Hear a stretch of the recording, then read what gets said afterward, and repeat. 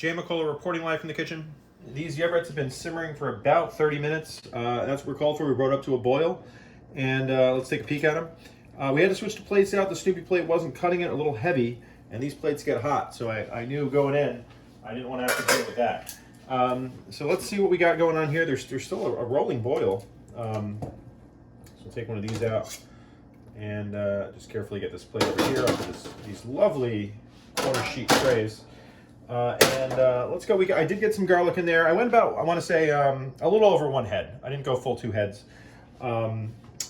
Did slice up some of them were big, so I sliced them up, kind of layered in there.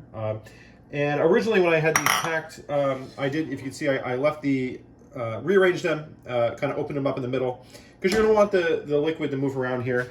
And there was some Santa Cruz varieties of expensive lemon juice and stuff, but I remember Grandpa really just you always get the real lemon, just the regular real lemon. And this is probably, you don't want to use this in a lemonade, but for this purpose, it's exactly what you need. It's from concentrate, and that's fine. You don't need to go fancy here. I wouldn't juice lemons for this.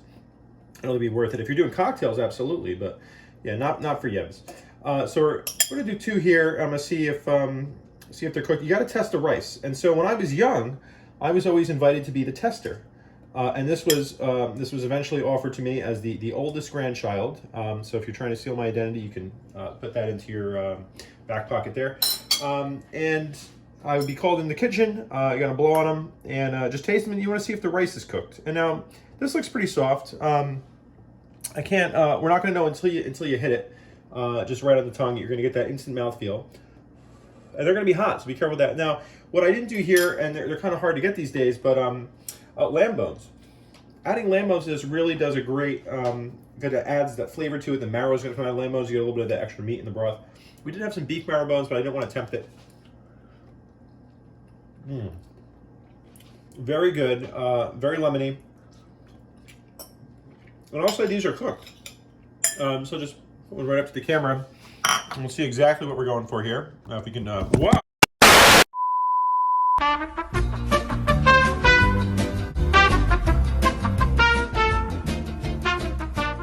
Pardon the technical difficulties, we did drop the camera.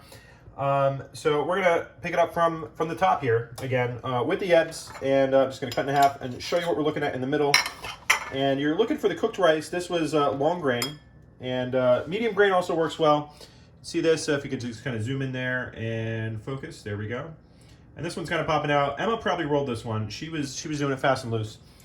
We had to do some reassessments or readjustments after she was rolling them.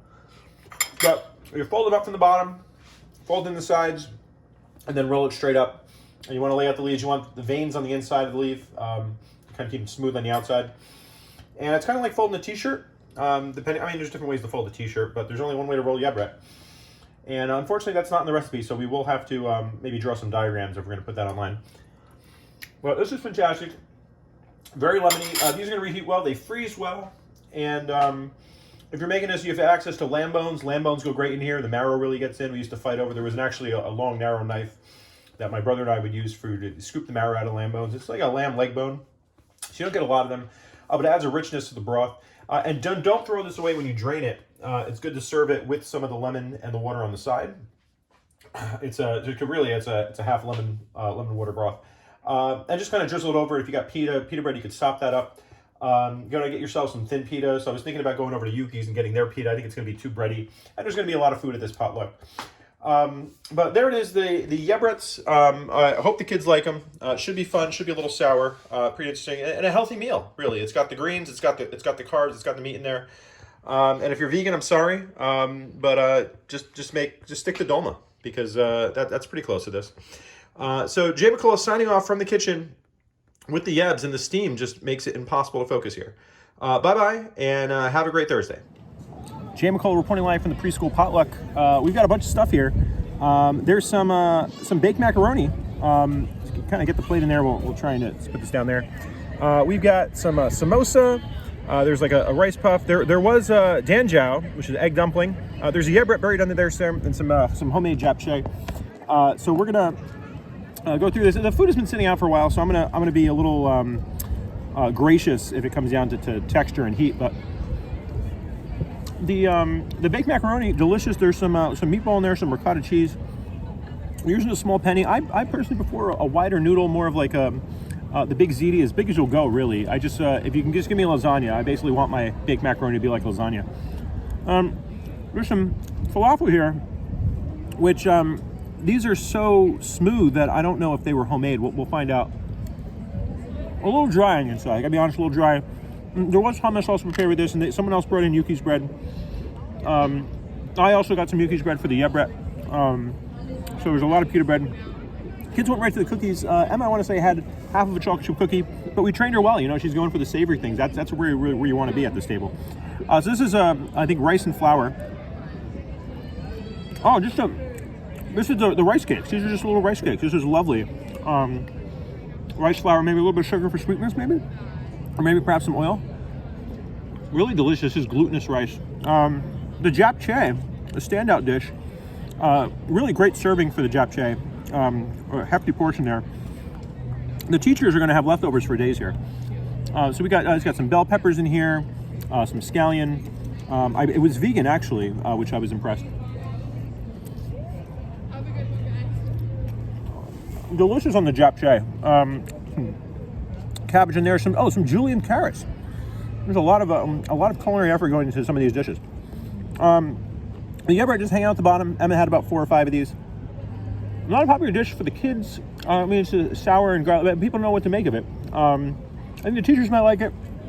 And we've got some extras. I mean, the best part about yebret is they freeze well, as I said earlier. Okay, and then I'm personally excited. There were a tray of samosas from Empyrean down by the pass station. And I haven't had their food yet. This is excellent samosa. This could have been from Jersey City for all I know. And just a hearty portion of, I want to say sustainable packaging. Let me just say that first. It was in like the cardboard tins. There's no plastic. Aluminum foil tray for this. And the samosa, just really good richness. They traveled well. They were still crispy and crunchy. And the tamarind and the mint sauce just pops in your mouth. Just a delight of flavors. So yeah, I'm interested to go over there to get some of their actual mains and see what they're doing. Maybe they have some shots and stuff like that. It's a delicious spread here. There were no winners, there were no losers. Everything was great. Kids are wonderful. So much juice and snacks. Wouldn't believe it. And the tears just trying to get out of this building. They don't want you to go.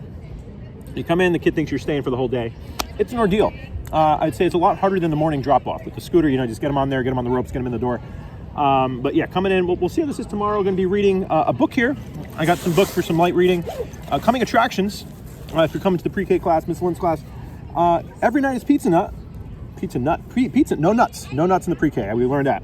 Every night is pizza night, written by J. Kenji Lopez. All got a great YouTube channel here, illustrated by Gianna Ruggiero. And you'll have to come to class tomorrow, but this is great for Multicultural Week. There's a whole bunch of stuff here, and we'll be reading this tomorrow live. So that's it. Jmikola reporting live from the plaza between the Monroe Center and this giant monstrosity that they built alongside the cliffs. Would you believe what they're paying for rent in this place? Anyway, be well and just enjoy this nice weather. It's unseasonably warm today. I'm sure that doesn't bode well for climate change reasons, but I'll take it today. Bye-bye.